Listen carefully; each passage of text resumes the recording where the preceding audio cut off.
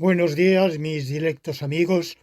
Esta nueva lección, la lección laurentina 45ª, va a venir consagrada a la tesis 49ª del racionalismo jurídico. Y como ustedes lo van a comprender, dado que son 59 las tesis del racionalismo jurídico, quiere decir que estamos ya en la fase final y que nos quedan pocas lecciones. Dentro de unas cuantas semanas, un par de meses aproximadamente, habremos concluido este ciclo de lecciones laurentinas sobre el racionalismo jurídico 2019-2021. La tesis 49ª del racionalismo jurídico lo que nos dice es que sin derecho natural no existe ni existiría derecho positivo, mientras que sin derecho positivo, donde, cuando no exista un derecho positivo, existe derecho natural. Ustedes comprenden que esta visión, esta tesis, por un lado, parece obvia y puesto que toda la tradición justnaturalista a la cual yo pertenezco, de la cual yo soy epígono, eh, considera que el derecho natural es anterior y superior al derecho positivo. Si es anterior y superior al derecho positivo, está claro que, igual que la Constitución es anterior y superior a las leyes infraconstitucionales, bueno, no siempre es temporalmente anterior, pero, pero de algún modo eh, podemos considerar que lo es. Vamos, cuando las leyes infraconstitucionales están en vigencia al adoptarse una nueva constitución, de algún modo se entiende que esas leyes recobran una nueva vigencia para adecuarse a la Constitución y para recibir una interpretación concorde con los preceptos constitucionales. De manera que, igual que sin leyes infraconstitucionales tiene vigencia la Constitución, del mismo modo, sin derecho positivo, que es inferior y posterior al derecho natural, existe derecho natural. Mientras que sin derecho natural no hay derecho positivo. Bueno, digo, esto puede parecer bastante obvio, pero no lo es tanto. No lo es tanto porque ya hemos visto que existen dos grandes versiones del justnaturalismo. Un justnaturalismo sustractivo y un justnaturalismo aditivo. Para el justnaturalismo sustractivo, el derecho natural, más que constituido por normas que preceptúen conductas, más que constituido por leyes naturales, está constituido por unos cánones, unos criterios de validez suprapositivos, una exigencia, bueno, evidentemente esto varía según los autores, pero como mínimo una exigencia de correspondencia a un principio jurídico natural que para la mayoría de los justnaturalistas contemporáneos adeptos de este justnaturalismo sustractivo es la justicia. De esto ya lo he debatido y comentado ampliamente en lecciones anteriores, como en este justnaturalismo del siglo XX-XXI edulcorado, el bien común se ha dejado de lado, o por lo menos ha quedado más o menos preterido, como mínimo subestimado, y en cambio es un criterio sustantivo de justicia. Ya hemos visto cuán problemático es que haya ningún criterio sustantivo de justicia. Hemos definido la justicia por el bien común, pero sería imposible definir el bien común por la justicia. Bueno, pues según ese justnaturalismo sustractivo, más o menos, digamos, aguado, descafeinado, que tiene hoy mm, reconocimiento entre un sector ínfimo, exiguo, de los filósofos del derecho, porque en España, en Hispanoamérica y en el mundo, el positivismo es abrazado, qué sé yo, como mínimo por el 85-90% de los filósofos del derecho. Pero entre los que no se suman, y cuando no se, eso no quiere decir que todos ellos, todos los positivistas, acepten el rótulo de positivismo. Muchos se consideran no positivistas o post-positivistas. No quieren por nada del mundo ser reconocidos como justnaturalistas.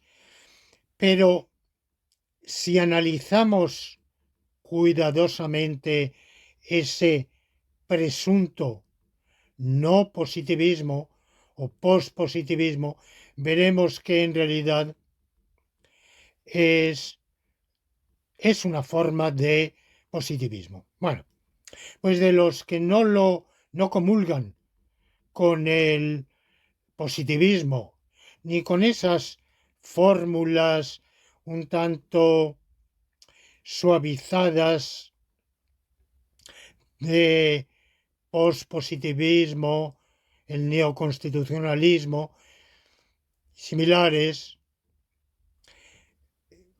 de los disidentes que todavía profesan algún tipo de justnaturalismo, casi todos se adhieren a un justnaturalismo sustractivo, en el cual los principios o cánones, llamémoslos así, del derecho natural sirven de criba para el derecho positivo, es decir, para separar, trillar el grano de la paja.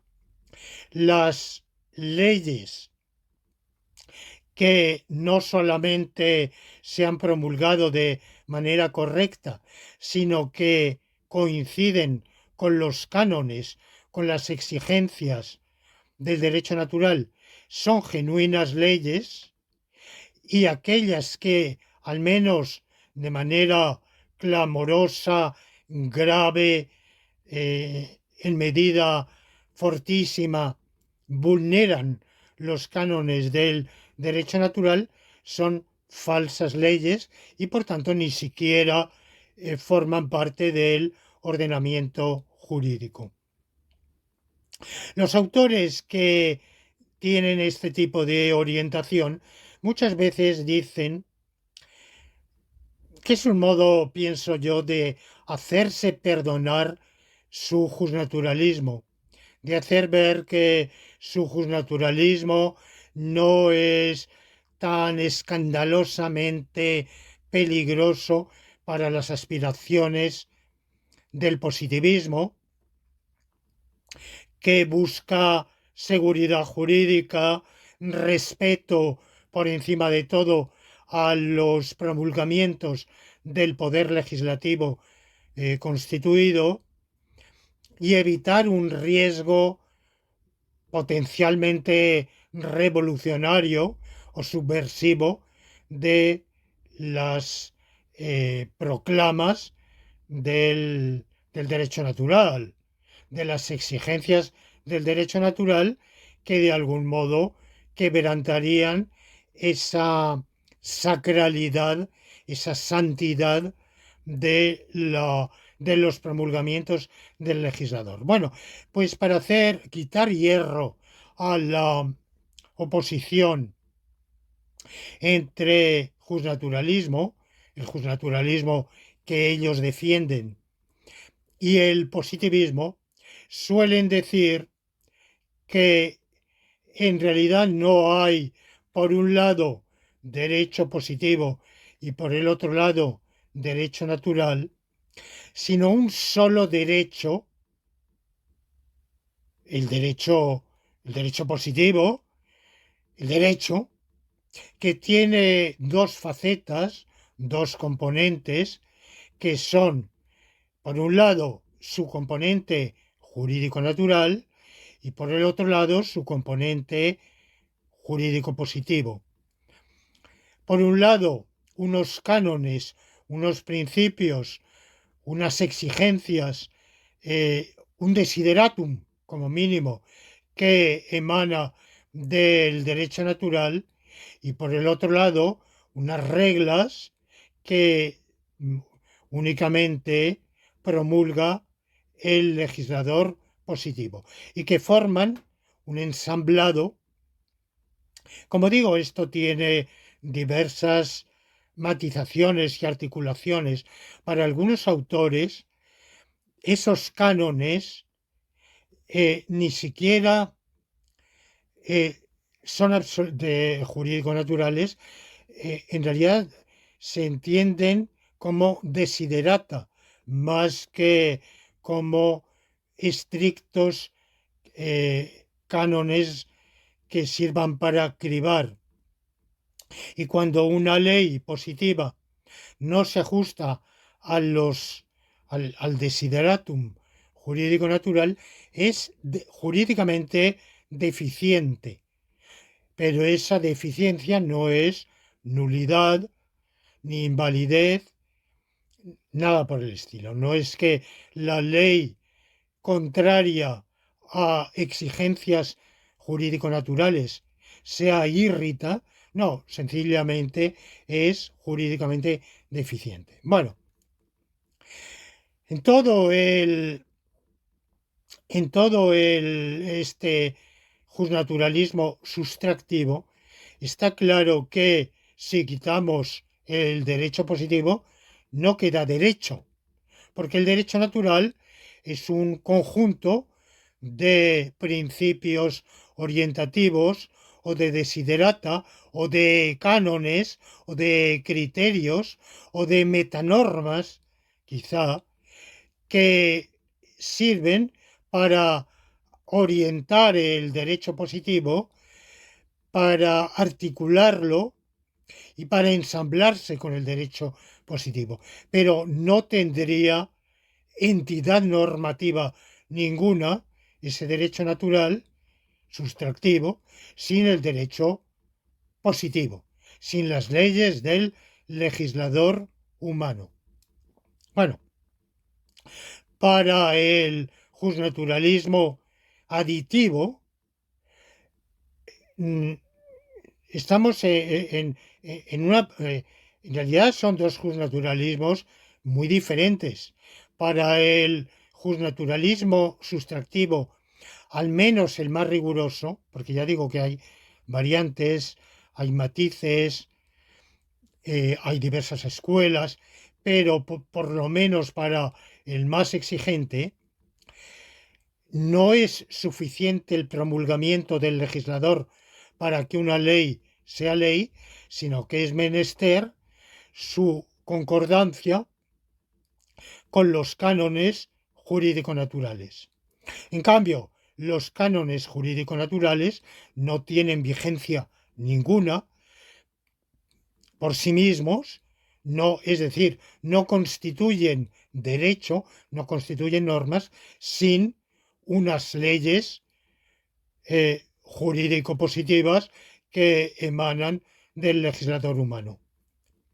Por el contrario, para el justnaturalismo aditivo, que es el que yo profeso, y el justnaturalismo aditivo, que es el que yo profeso y defiendo, el promulgamiento del legislador humano es condición suficiente para, para la vigencia de la ley, con algunas pequeñas restricciones a las cuales ya me referí en lecciones anteriores, no voy a recordar aquí. Son excepciones más bien marginales y no, que no afectan a lo sustancial, al gran cuerpo de la legislación positiva, que tiene vigencia por el mero hecho de estar correctamente promulgada según las formas, es decir, por el legislador competente y según los criterios de promulgamiento que haya establecido ese mismo ordenamiento. Bueno, pues eso es condición suficiente, pero también, pero no es condición necesaria, porque hay normas, por tanto, leyes vigentes que no emanan del legislador humano, sino que tienen vigencia en virtud de la existencia misma de la sociedad, de la naturaleza misma de las relaciones sociales, como una directa emanación de esas relaciones sociales por un imperativo vigente de suyo, quiéralo o no el gobernante, quiéralo o no el legislador humano. Eso sí, claro está, entre el derecho positivo y el derecho natural puede surge muy a menudo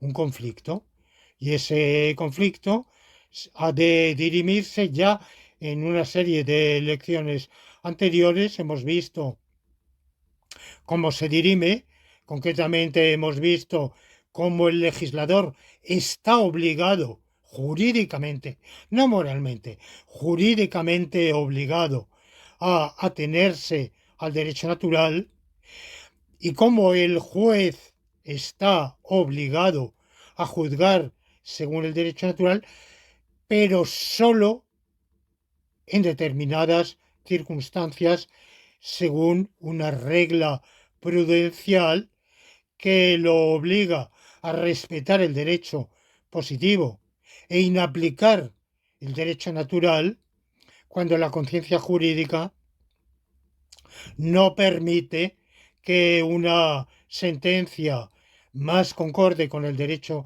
natural, pero discrepante del positivo, sea aceptada por la comunidad de operadores jurídicos, porque entonces el juicio va a ser un gesto simbólico que o va incluso a desprestigiar a la autoridad judicial, al poder judicial.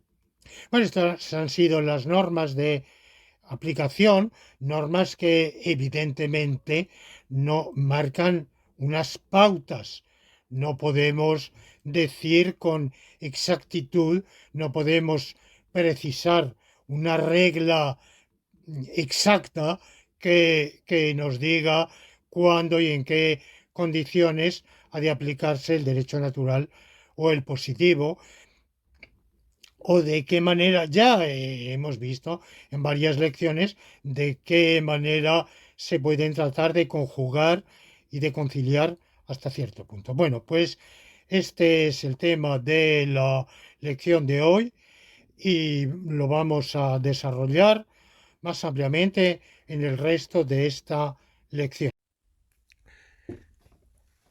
Con estas consideraciones preliminares termino la introducción a esta lección magistral, pero antes de adentrarme de lleno en el tema que es objeto de la lección de hoy, quiero explicar por qué he escogido como imágenes de fondo los volcanes. Los volcanes son fascinantes. Las tres primeras imágenes que ustedes pueden ver son los del volcán, la erupción del volcán Nyiragongo en la República Democrática del Congo, al lado de la ciudad de Goma, que ha tenido que ser evacuada, una ciudad de 1 millón de habitantes, tras haber perecido víctimas de la lava y la asfixia varias decenas de congoleños. Los volcanes son fascinantes porque, por un lado, nos ofrecen una imagen sin duda cautivante, de algún modo hermosa, quizá un poco agresiva o hiriente por esa rojez excesiva, pero de todos modos no cabe duda de que estéticamente la visión es de modo general atractiva, pero evidentemente no es atractivo estar en las cercanías de un volcán en erupción.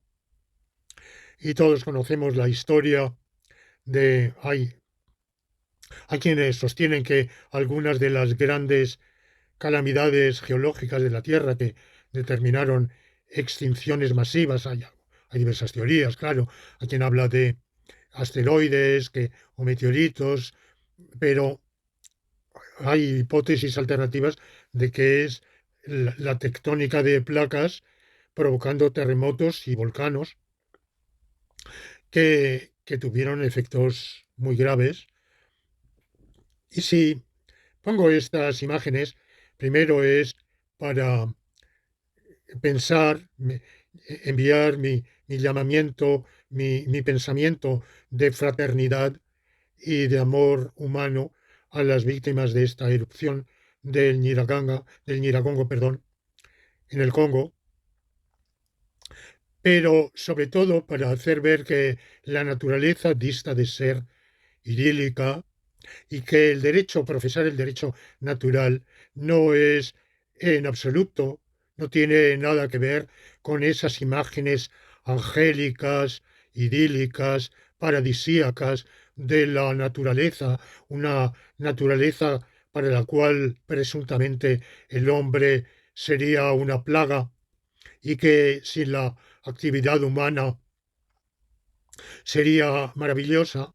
Bueno, pues no sé en otros planetas, sin duda en los billones o trillones de estrellas del universo conocido, sin duda que hay planetas mucho mejores que el nuestro, que no sufren las calamidades climáticas, las glaciaciones, las erupciones volcánicas, pero el nuestro no se nos ha dado como un nido acogedor, protector, benéfico, hospitalario, sino más bien, no digo tampoco como un infierno, pero desde luego tiene algo de paradisíaco. Hay verdaderamente imágenes de una belleza natural extraordinaria. Sin duda, si hemos prosperado no es solo por nuestra inmensa capacidad de razonar, de activar, por el esfuerzo de nuestras manos y de todo nuestro ser, sino también porque lo ha hecho posible el planeta. Pero vamos, el planeta, lejos de estar hecho para nosotros, el planeta tiene muchos aspectos infernales. Y el derecho natural no es en absoluto un derecho de enaltecimiento de la naturaleza, ni enaltecimiento de lo natural en el hombre. en el libro Visión lógica del derecho ya he desmentido ese equívoco, esa confusión de que los justnaturalistas llamamos a una vida natural. Primero, ¿qué sería una vida natural? Desde luego, no vivir en casas, ir desnudo, descalzo y no tener ninguno de los instrumentos de la técnica, ni siquiera el fuego. De manera que esa vida natural no sabemos cuál sea ni nos conviene. Lo que sí nos conviene es actuar de conformidad con lo que nos enseña la luz natural de la razón para vivir bien, mejor, juntos, para una mayor cantidad y calidad de vida individual y colectiva. Y eso sí, es un imperativo que la madre o madrastra naturaleza nos ha dado a todos los seres vivos por instinto, ese instinto de ir a más, de buscar la prosperidad individual y colectiva o el florecimiento, en la terminología de Martha Nussbaum, ese florecer, ese prosperar, diría yo, esa, que en definitiva se traduce en eso, en una mayor cantidad y calidad de vida. Y eso efectivamente es un imperativo y hay actuaciones, comportamientos individuales y colectivos que son nocivos para, para ese fin y los hay que son propicios para ese fin. El derecho natural consiste exclusivamente en la vigencia de suyo por el mero hecho de que constituimos una especie social y vivimos en sociedad, en la vigencia en nuestra sociedad de unos estados de cosas deónticos, normativos, que nos impelen a buscar la mayor cantidad y calidad de vida individual y colectiva y a organizarnos en una sociedad normativamente reglada, cuya regulación, o sea, cuyo ordenamiento normativo se ajuste a parámetros que vienen dictados por ese mismo fin del bien común, de la mayor cantidad y calidad de vida. En lo demás, no. La naturaleza no es digna de adoración ni de una beata exaltación, ni, ni ha de anteponerse la naturaleza al ser humano. Al revés, el estudio de la biología nos enseña que cada especie se da primacía a sí misma y el ser humano, sin duda que el ser humano yo pienso que es superior en muchas cosas, no en todo, porque no sabemos volar, por ejemplo, pero sea superior o no sea superior, el ser humano tiene tanto derecho como los halcones o como los atunes o como los ciempiés a buscar su propia prosperidad y a darse primacía a sí mismo.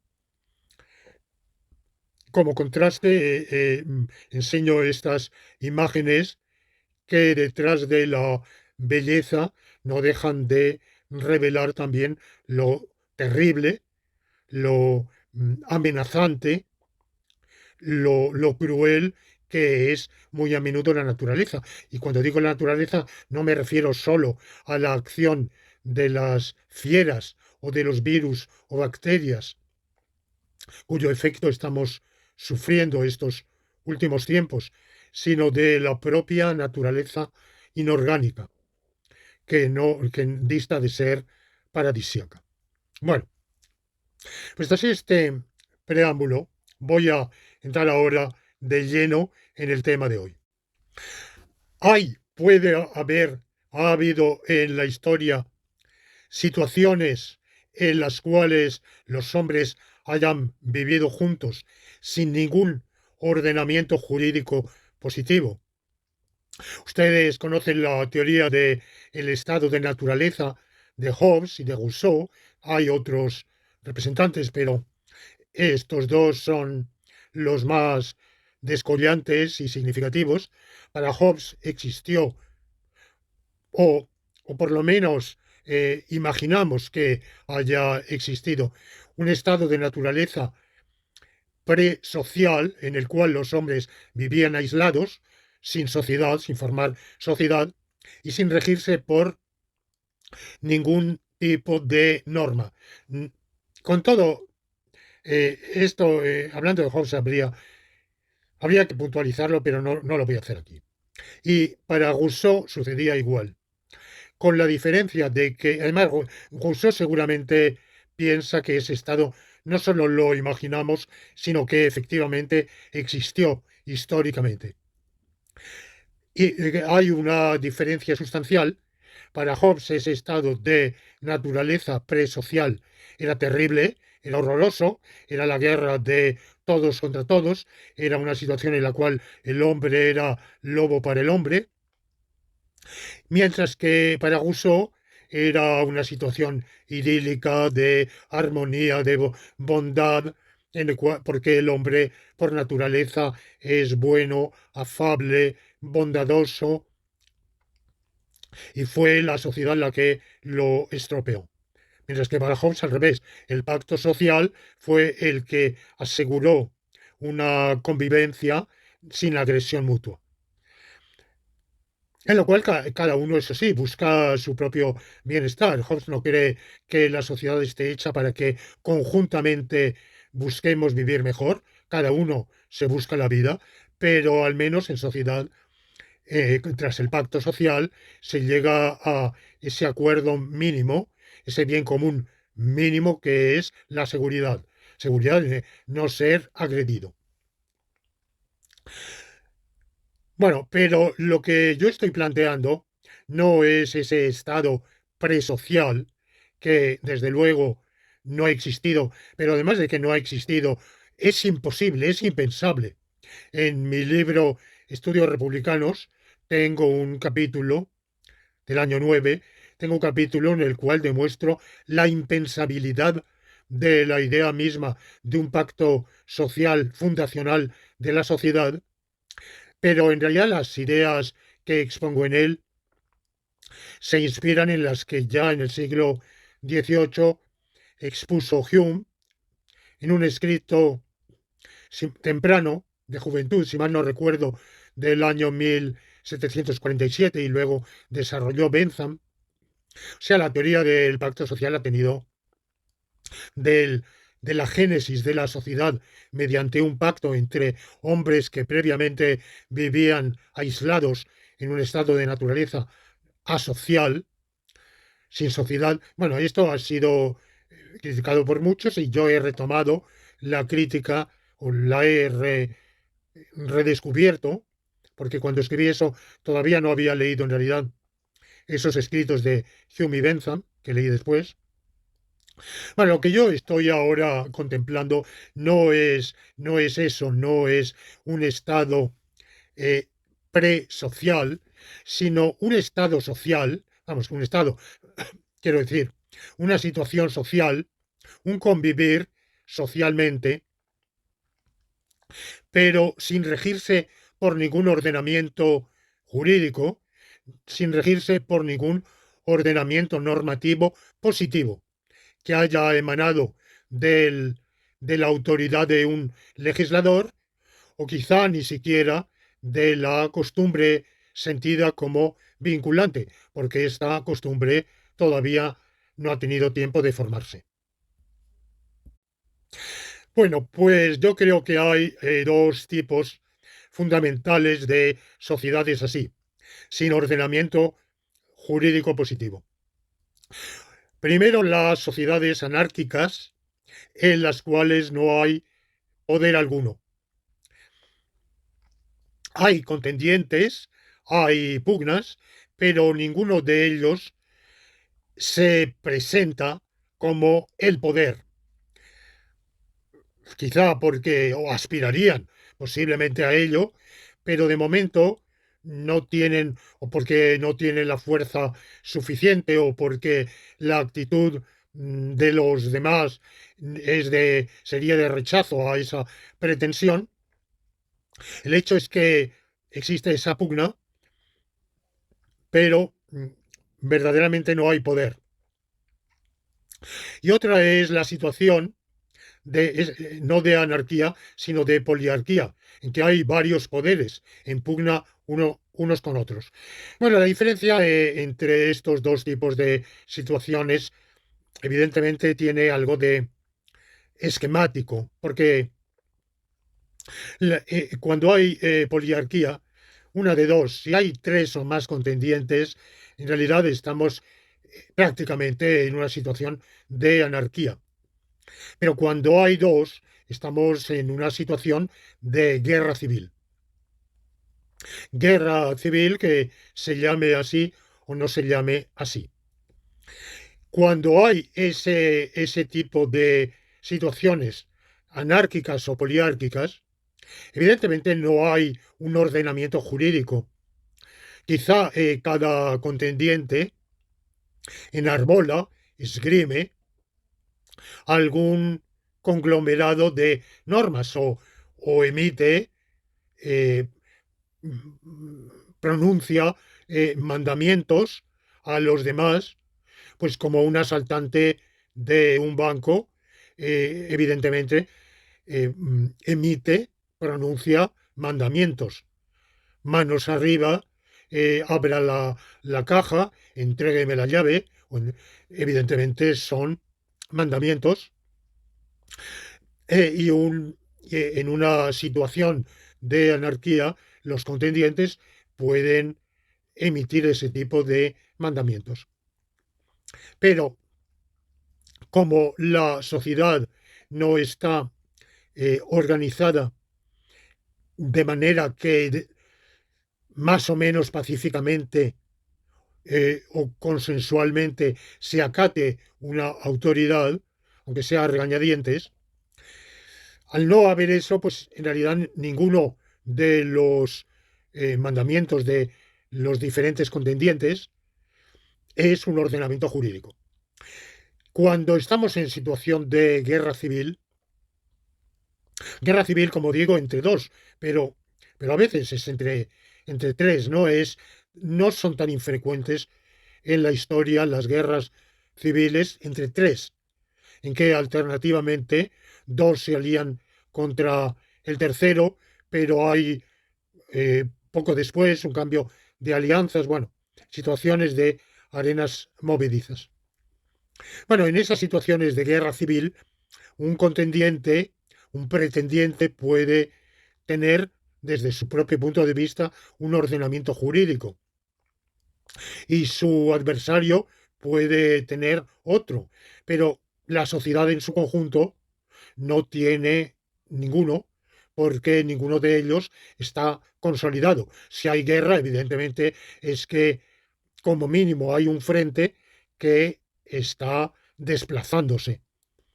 Pero en la mayor parte de las guerras civiles, a lo largo de la historia, no ha habido frentes.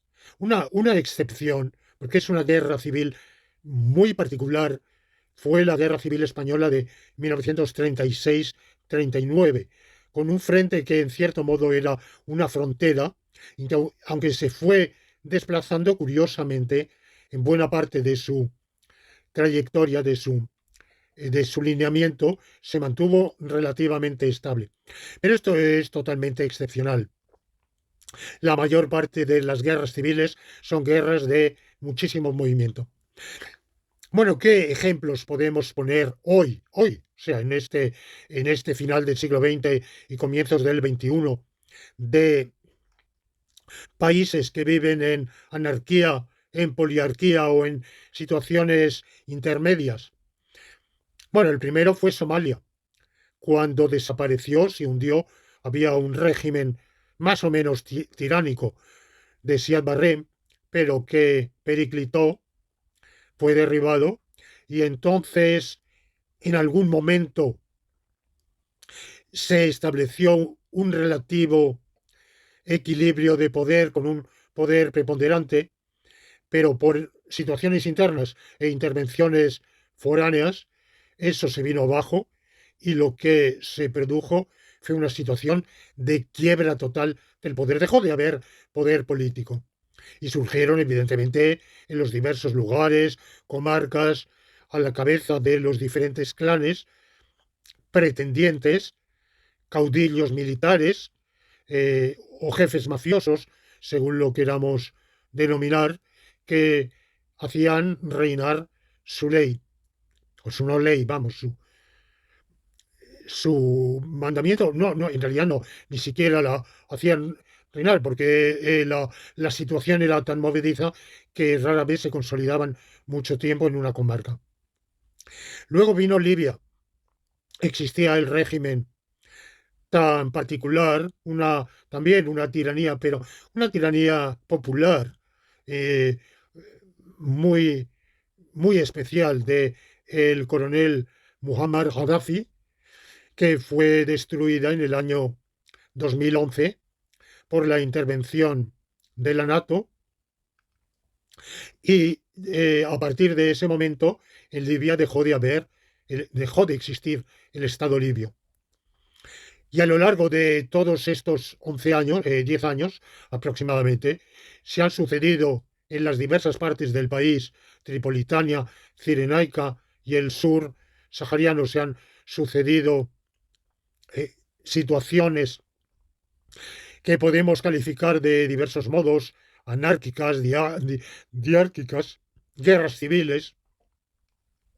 En este momento incluso se está en el enésimo proceso de entendimiento, de paz, que son treguas inmediatamente rotas, y se suele presentar la situación, la prensa internacional, como una guerra entre el este, con un gobierno militar, asentado en Benghazi, y otro gobierno más islamista, más parlamentario en Trípoli, pero en realidad esto es una fachada, porque cada uno de esos bandos en realidad es un conglomerado de milicias o bandas mafiosas muy diferentes. Un caso de quiebra de ordenamiento jurídico.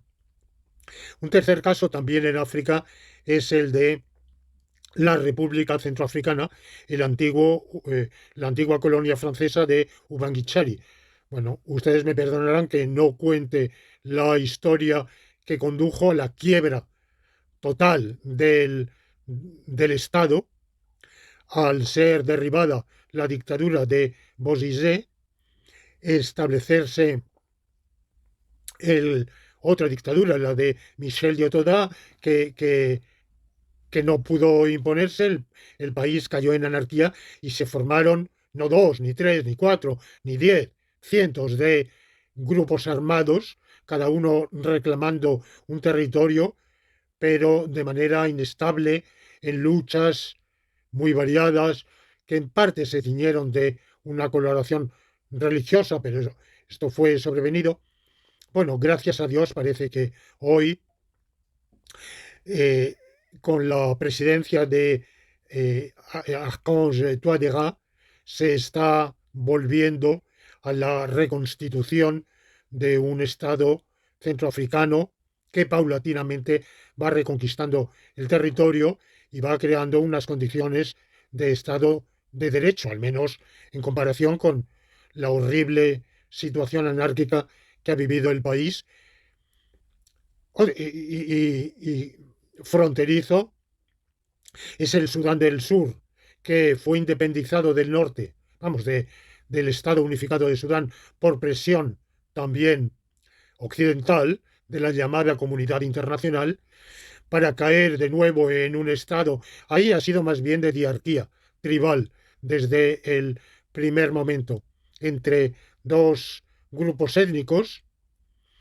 que se han enzarzado en una guerra sangrienta, pero de nuevo el país, en estos años de independencia, una independencia por la cual ciertamente votó, porque se hizo un plebiscito, y votó el 98% de la población a favor de la secesión. Pero es como si hubieran votado a favor del suicidio, porque lo que ha seguido a esa secesión ha sido esa guerra, y sigue siendo una guerra civil interminable, sangrienta, una situación de caos interrumpida por treguas con conversaciones que son posteriormente, se les pone punto final y vuelta a empezar. Hay otras situaciones en las cuales la anarquía no afecta a todo un país. Varios países de América Central, Honduras, Guatemala, y de manera más dolorosa el norte o amplias zonas, amplias comarcas del norte de México, viven en, en una situación parecida. La autoridad del Estado ha quebrado. En el caso de México, la autoridad federal ha quebrado. Así, de algún modo, el propio presidente lo ha tenido que reconocer, y las bandas mafiosas, la criminalidad organizada, en guerra intestina, en guerra unas bandas contra otras, acarreando miles y miles de muertos en zonas donde no hay derecho. De manera que situaciones así las hay, pero también hay otras menos. Estoy exponiendo evidentemente una serie de casos espeluznantes de vida atroz, porque en vez de mayor cantidad y calidad de vida, lo que hay es mayor cantidad de muerte y peor vida, una vida hundida en la precariedad, en la miseria, en el hambre. Bueno, podríamos evocar situaciones en el Oriente Medio. Y luego, si me remonto en el pasado, quizá hoy tendemos a pensar que en los periodos antiguos de las monarquías absolutas existía una autoridad reconocida, pero basta estudiar con algún detenimiento, qué sé yo, la historia de Inglaterra, para persuadirse de que entre el siglo XIII, sí, siglo XIII aproximadamente, y bueno, ya antes había habido una serie de guerras civiles, muchas veces guerras de sucesión, porque las monarquías absolutas generalmente tenían unas reglas de sucesión al trono, pero eran normas no siempre respetadas, y por otro lado que no preveían situaciones que se daban muy a menudo, de modo que eso daba lugar a guerras de sucesión terribles. Inglaterra vivió entre el siglo XIII y la llegada de la dinastía Tudor con Enrique VII, prácticamente en los albores del siglo XVI, vivió varios siglos de guerra civil, de la cual el episodio, el periodo más conocido es lo que se llama la Guerra de las Dos Rosas. La Rosa Blanca y la Rosa Roja entre los York y los Lancaster, con masacres, matanzas, pero mm, situaciones de guerra eh, intermitente se producen también bajo los reinados que superficialmente, las historias superficiales, pueden relatar como pacíficos, de Enrique VIII, de Isabel I, y luego el tránsito de un soberano a otro siempre produce una breve guerra de sucesión. Y luego, por supuesto, está la gran guerra civil inglesa de mediados del siglo XVII, en la cual posiblemente pereció entre un décimo y un cuarto de la población inglesa. En esa guerra civil, ¿quién encarna el ordenamiento jurídico? El rey, que está, que ha tenido que huir de la capital de Londres y ha asentado sus reales en Oxford, si mal no recuerdo, o el Parlamento que tiene su sede en Londres. Bueno, pues cada uno tiene su ordenamiento, pero para la masa de la población no sabe a cuál atenerse. En realidad no hay, al haber dos, no hay ninguno. En Francia, guerras civiles en Francia a lo largo de toda, desde los merovingios, pasando por los carolingios, con pequeños paréntesis. La llegada de la dinastía capeciana de Hugo Capeto fue precedida, acompañada y seguida de guerras civiles que se renuevan tras periodos de relativa paz civil para desembocar en las guerras de religión entre 1561 o 62 y 1598, treinta y tantos años de guerras civiles, las que se llaman de religión, que los historiadores enumeran si fueron tres, si fueron cuatro. Bueno, en realidad fue prácticamente una guerra ininterrumpida que se complicó con guerras de sucesión a la muerte de Enrique III, del último Valois. Bueno, podría hablar de las guerras civiles de Castilla en el siglo XIV, en el siglo XV, brevemente en el siglo XVI con la de las comunidades. Las guerras de Italia. Italia estaba dividida en una serie de estados que se hacían la guerra unos a otros, pero no dejaba de ser una guerra fratricida porque todos se reconocían como italianos.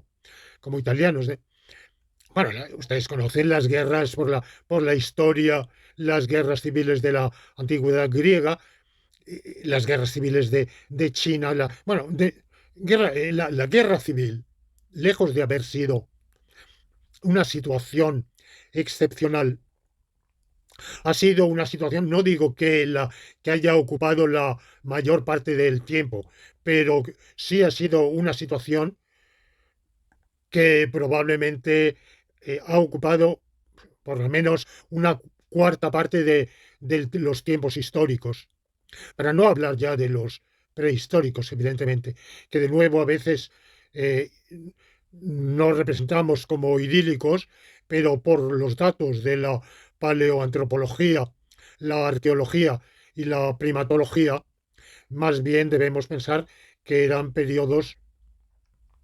Quizá no queremos hablar de guerra porque queremos reservar el nombre de guerra para organizaciones sociales más evolucionadas, más complejas, pero bueno, yo pienso que son guerras como las guerras que se dan entre las bandas de rivales o clanes rivales de chimpancés. Y era la situación normal. Por supuesto, estaban también las guerras intergubernamentales y no siempre es fácil, ni muchísimo menos, separar las unas de las otras.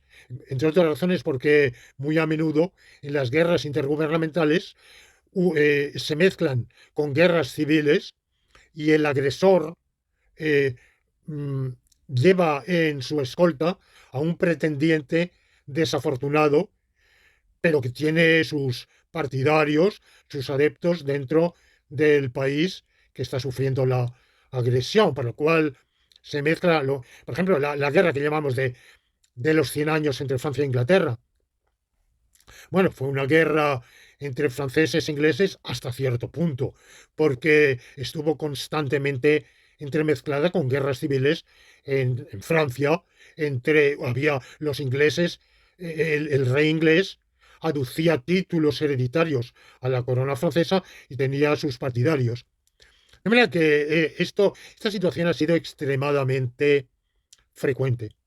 Luego ya de manera más localizada, los estados de quiebra, las situaciones, perdón, de quiebra del poder estatal, lo que se llaman las zonas de no derecho, que afectan, por ejemplo, han afectado, y quizá todavía en alguna medida afectan, a partes importantes, significativas del sur de Italia, con la camorra, o las camorras, la mafia o las mafias, la 'ndrangheta, este tipo de situaciones. Pero no creamos que esto se debe a una particular mentalidad italiana, porque el AMPA, la Pegro en Marsella y otras menos conocidas en diversos países del mundo, en menor medida, pensemos en el Chicago de Al Capone, o sea, un país con un poder estatal tan fortísimo como lo es Estados Unidos, con el poder federal, el poder de los estados, un ejército de, de su potencia, una superpotencia mundial, que ciertamente en aquel periodo tenía, el ejército estaba desmovilizado y no estaba preparado para una intervención bélica inmediata porque no la preveía, pero no dejaba de ser un poder fortísimo y sin embargo tuvo se enfrentó en su propio territorio. Bueno, hubo complicidades, sin duda, en el aparato estatal, cómo no, pero el hecho es que hubo zonas de no derecho las cuales el ordenamiento jurídico norteamericano no tenía eficacia. Y al no tener eficacia en esas zonas tampoco tenía vigencia. De manera que son situaciones muy duras y en todas esas situaciones, me pregunto yo, verdaderamente no hay orden normativo ninguno. Verdaderamente podemos afirmar que no existen preceptos que regulen la actuación de los seres humanos que conviven.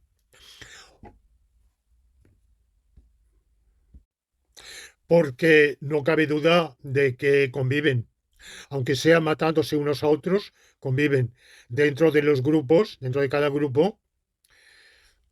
Bueno, ustedes recuerdan la fase del Evangelio, una casa dividida contra sí misma no podrá prevalecer, si mal no recuerdo, es del Evangelio de San Lucas. Bueno, pues dentro de cada banda, provisionalmente al menos, tiene que haber una cierta paz, que luego se rompe, porque evidentemente los lobos acaban devorándose unos a otros, pero hay cierta paz, tiene que haber, bueno, y luego esos, cada banda trata de imponer su dominio sobre un sector de población que momentáneamente no tiene otro remedio que aceptarlo. Piensen ustedes en otro ejemplo, por ejemplo, la piratería. Desde finales del siglo mediados, segunda mitad del siglo XVI, hasta el siglo XVIII, quizá un poco el XIX, el Caribe vivió bajo el azote, el flagelo de la piratería. Y había piratas tan poderosos que podían apoderarse de una isla, perfectamente. Entrar en una isla, entrar a saco, saquearla, cometer las atrocidades, pero no solo eso, sino hacer de ella su guarida. Existieron las célebres islas de los piratas, sobre todo ingleses, franceses, holandeses, de estas tres nacionalidades, y luego algunos que podían independizarse de cualquier nacionalidad. Bueno, a los habitantes de la isla no les quedaba otro remedio que someterse a regañadientes al poder, a la autoridad de, de ese amo que era el pirata. Pero inicialmente el pirata no tenía ninguna pretensión de ser un legislador, de ser un gobernante, ni sabía si esa conquista de la isla iba a durar horas, días, meses o años, o decenios. Lo que yo pregunto es si en todas esas situaciones hay alguna norma reguladora de la vida que hace que, haciendo de tripas corazón, eh, poniendo al mal tiempo buena cara, esforzándose por sobrevivir, como el instinto nos lleva a sobrevivir y a sobreponernos a las situaciones más horribles, más espantosas, si había alguna norma o no había ninguna. Entonces, evidentemente, alguno puede decir jurídicamente no, pero claro, está la moral, está la ética o está cualquier otro código que uno quiera inventarse. El problema con la moral y la ética, ya hemos hablado de esto, es que cada uno tiene o puede tener la suya y que es muy problemático decir que hay una moral o saber si hay o no hay una moral objetiva o invocarla porque hay muy diversas escuelas. Yo pienso que sí, hay una norma jurídica que obliga incluso a todos esos desalmados o a otros que no son desalmados, están implicados en una guerra civil a la cual han sido llevados por circunstancias, pero no son tampoco son individuos que encarnen el mal. Por supuesto que muchas veces cometen el mal porque la guerra induce a cometerlo, la situación de conflictividad extrema desata los peores instintos y porque muchas veces uno se justifica para obrar el mal porque por temor al mal que le puede infligir el adversario, el enemigo. Pero, en fin, en principio no hay por qué decir que en toda situación de guerra civil nos enfrentamos, se enfrentan dos bandos malignos o que uno de ellos es maligno. A lo mejor sí, o a lo mejor no, o a lo mejor las culpas están repartidas. El hecho es que hasta esos contendientes están sujetos a una normativa jurídico-natural, la de, en la medida en que se arroguen una autoridad y pretendan o aspiren a ejercer un poder y a tener bajo su autoridad a una población, hacerlo en la medida en que aspiren a eso y estén en condiciones o momentánea o aparentemente estén en condiciones de imponerse, ajustarse a los preceptos del derecho natural.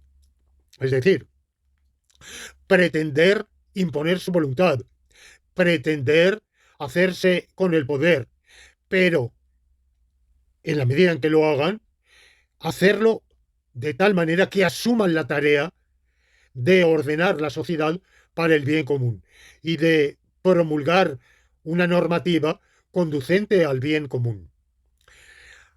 Aquel bando que se acerque a ese, mm, a ese precepto jurídico natural o aquel bando que esté menos alejado de adecuar su conducta a ese precepto jurídico natural, adquirirá la legitimidad.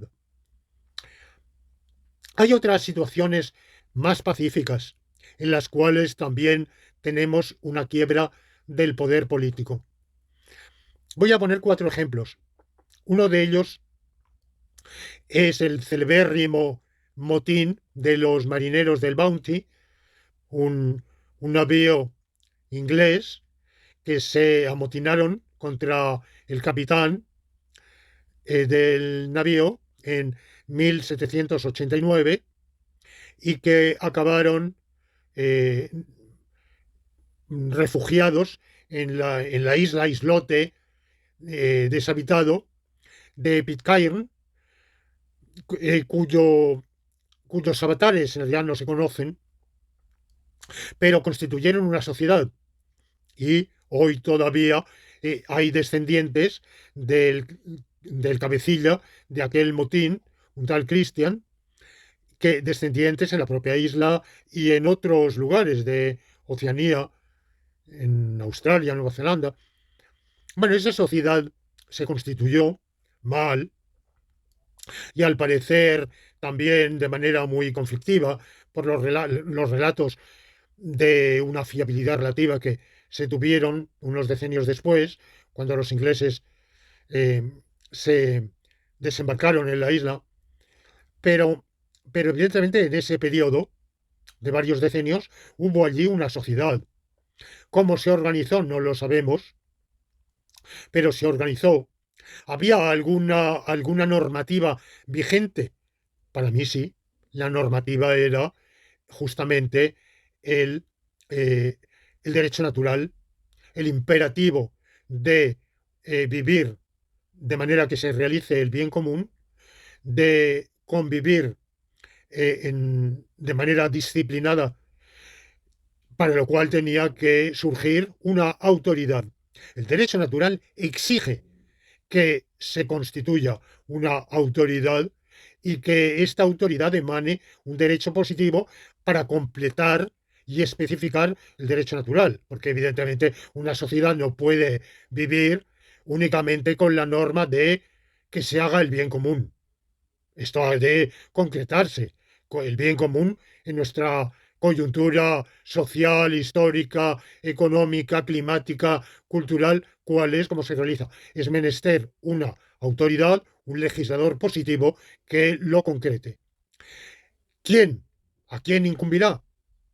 A quien quiera que esté en mejores condiciones para asumir esa tarea. Ustedes recuerdan la frase que he citado tantas veces de Santo Tomás: la ley es la ordenación racional para el bien común, promulgada por aquel que tiene a su cuidado la comunidad. Aquel puede ser un individuo, puede ser una asamblea o puede ser un entramado más o menos complejo de instituciones. ¿Qué, ¿A quién incumbe? ¿Quién tiene a su cuidado la comunidad? Bueno, pues sencillamente, dadas las circunstancias históricas, el estado de ánimo de la población, la correlación de fuerzas, esté en condiciones idóneas o más idóneas para asumir esa tarea. El segundo ejemplo que pongo es también de una isla, Tomberlin, isla de los esclavos. En 1761, si no me falla la memoria, un barco francés esclavista naufragó y los náufragos transportaban un cargamento de esclavos, la mayor parte de los cuales perecieron, quizás fueron echados por la borda por los esclavistas, por los traficantes, pero el origen era Madagascar. No, no recuerdo cuál era el destino, posiblemente la isla de eh, la actual isla Mauricio, que entonces llamaba Île-de-France, y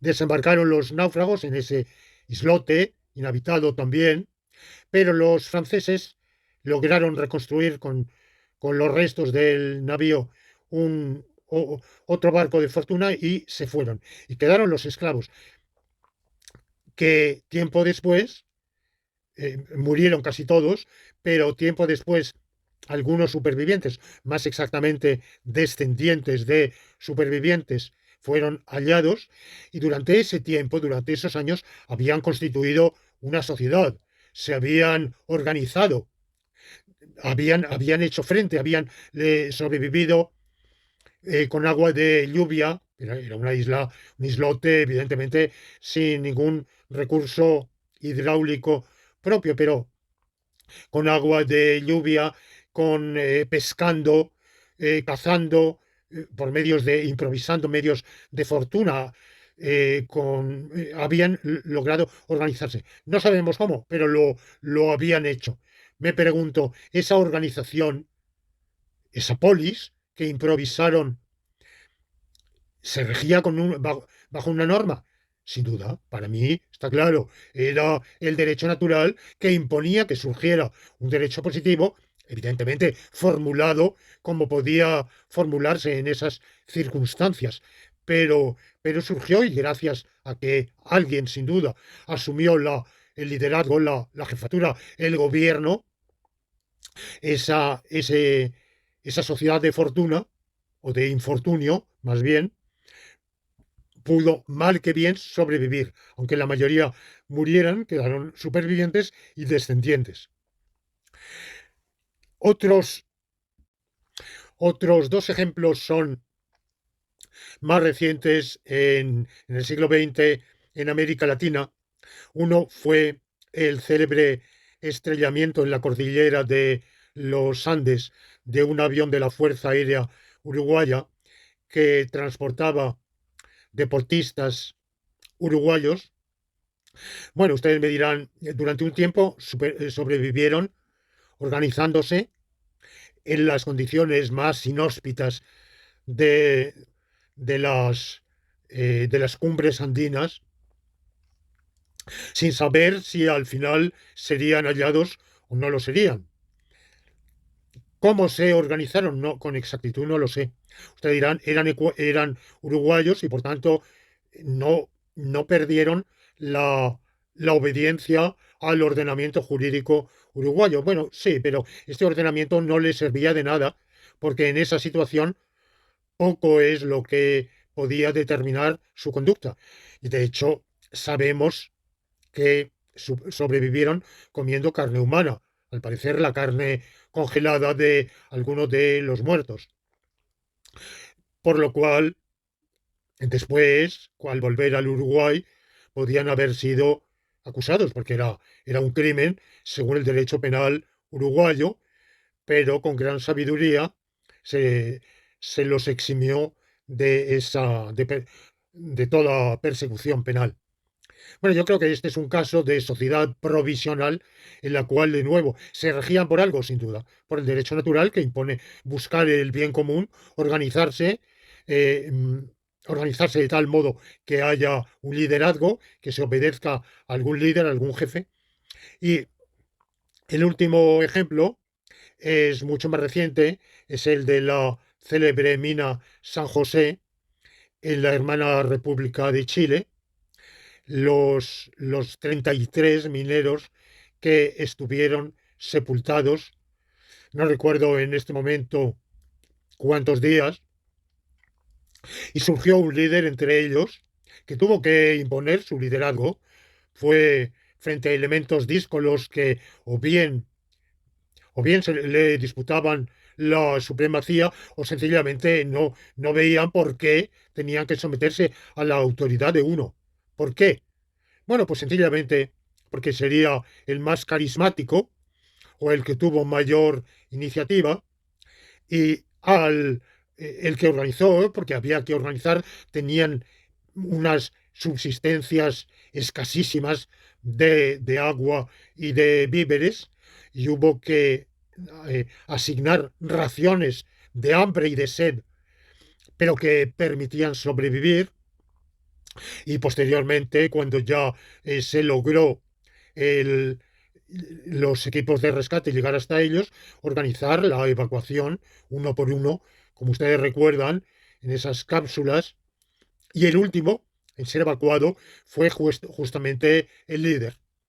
Él verdaderamente asumió esa tarea de gobernar esa sociedad para el bien común.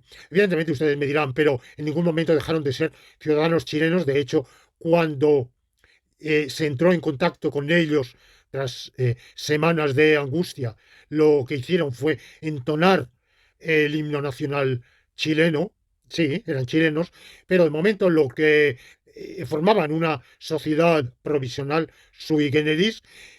Nadie había erigido a ese jefe, nadie le había, el ordenamiento jurídico chileno no le confería ningún poder y él lo asumió y ni ese racionamiento obedecía a ninguna ley específica del ordenamiento jurídico. O sea, se improvisó un ordenamiento jurídico, pero se improvisó bajo la superioridad del derecho natural.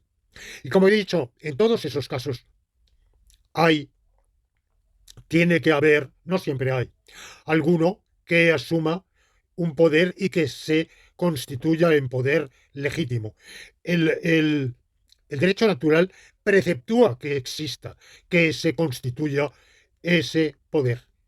Y es legítimo en la medida en que asuma esa tarea de legislar y gobernar para el bien común. Ustedes recuerdan la teoría de la célebre teoría del sociólogo alemán Max Weber de que hay tres tipos de legitimidad. La legitimidad es aquel título, aquella instancia justificatoria por la cual un gobernante puede pretender que ser obedecido y por la cual la población o un sector más o menos amplio de la población efectivamente se somete a las exigencias de ese gobernante. Bueno, esos tres títulos son la legalidad, aquel que ha accedido a las posiciones de autoridad por la vía legal. Segunda instancia justificatoria, legitimatoria, el carisma, quien ha asumido el poder por ser un individuo especialmente carismático. Generalmente esto sucede en situaciones de crisis, de discordia civil o de quiebra del poder anterior.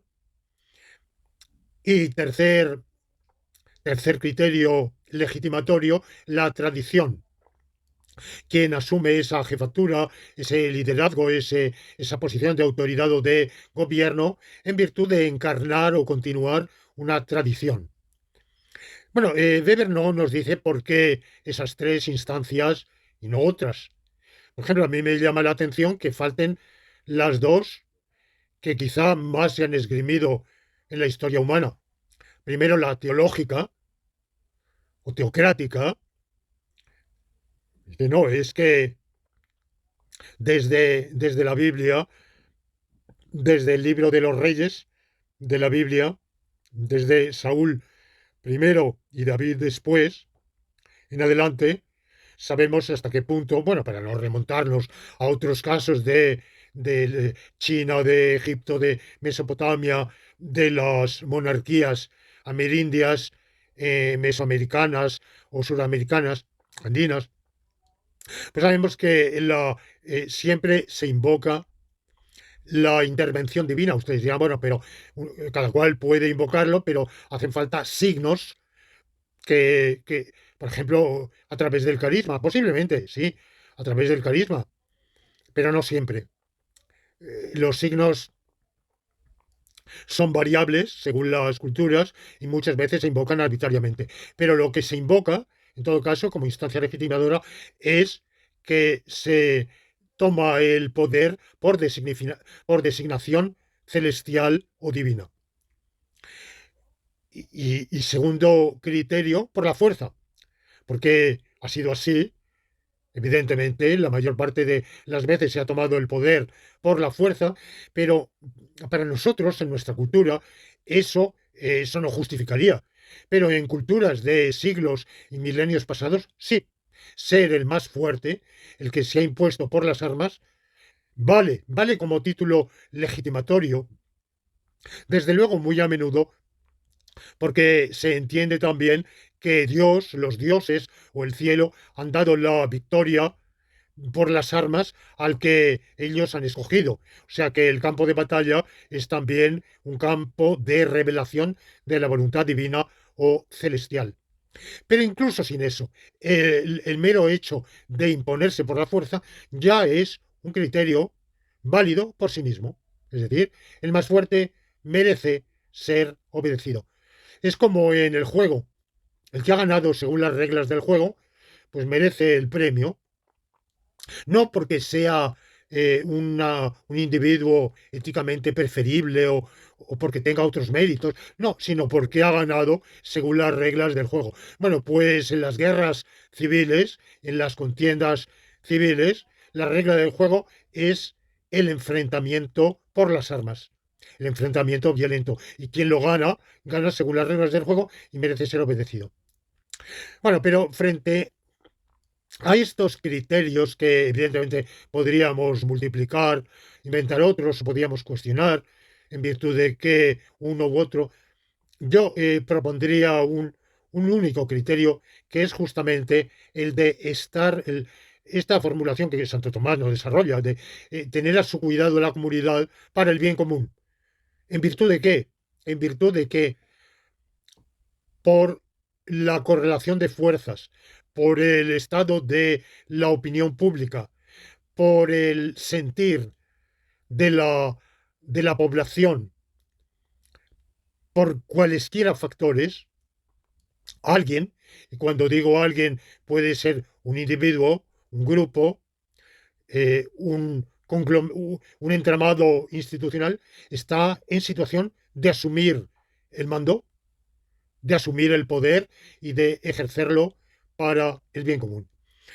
Y esta tesis, este criterio de la legitimidad, es una versión actualizada de una tesis de Mencio, el filósofo confuciano o chino, pero que para la filosofía política es mucho más importante que Confucio, con su teoría del mandato del cielo, Tianming, que, que es una teoría muy interesante que los occidentales han considerado equivalente al poder por la gracia de Dios en Occidente, pero es totalmente diferente en realidad. En realidad es una formulación eh, dentro de los términos de la cultura china arcaica, evidentemente, y con una terminología diversa de lo que estoy diciendo. Aquel que por las circunstancias se impone porque la correlación de fuerzas, el estado de opinión, las circunstancias que sean, lo deban a imponerse y a asumir la tarea de gobernar para el bien común, tiene el deber de hacerlo y en la medida, en la cultura china eran sobre todo las dinastías. Una dinastía asumía ese mandato del cielo y en tanto en cuanto los dinastas sucesivos no se limitaran. No era la legitimación, no era ninguna de las beberianas, ni puramente por tradición, ni puramente porque era la vía legal, ni puramente por carisma, podía haber un poco de todo, pero esencialmente porque asumía ese mandato del cielo, que era gobernar para el bien del pueblo. Cuando eso dejaba de ser así, era la señal, era el signo de que la dinastía había perdido el favor celeste y se imponía un cambio de dinastía. Ustedes dirán, bueno, un argumento muy socorrido para la nueva dinastía que había usurpado el poder, sin duda. Esto es así. Estoy hablando de la ideología, no de la realidad de los hechos. Como digo, veo ese precedente en la cultura, en la filosofía política china, el principio legitimador del bien común. Con esto pongo punto final. Creo haber mostrado con una pluralidad de ejemplos que puede haber sociedades, unas duraderas y otras no, en las cuales quiebre, deje de haber un derecho positivo, pero se reconstituya o acabe reconstituyéndose un derecho positivo y que siempre hay un derecho natural, sin el cual tampoco tendría legitimidad ni existiría, por tanto, un derecho positivo. Y nada más, pongo punto final y les agradezco su fidelidad a esta serie de lecciones laurentinas, dándoles cita para la próxima sesión.